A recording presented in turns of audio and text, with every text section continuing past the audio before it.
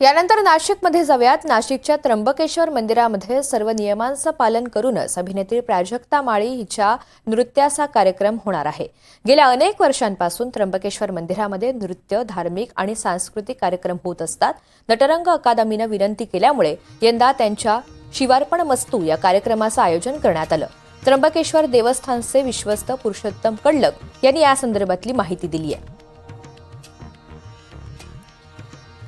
यावर्षी महाशिवरात्रीच्या दिवशी रात्रीपासूनच प्रचंड गर्दी त्र्यंबकेश्वर शहरामध्ये या ठिकाणी झालेली आहे।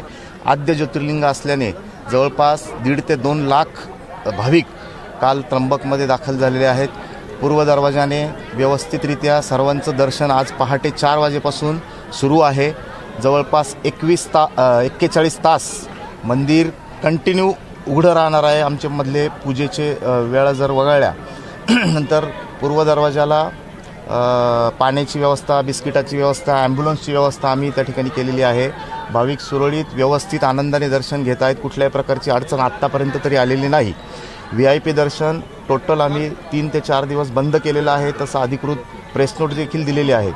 VIP अति राजशिष्टाचार असलेले जर कोणी आलं तरच त्यांना बिफोर जर काही त्याचं सूचना असेल तर त्यांना जाण्यासाठी आम्ही तेवढी परवानगी देत आहोत।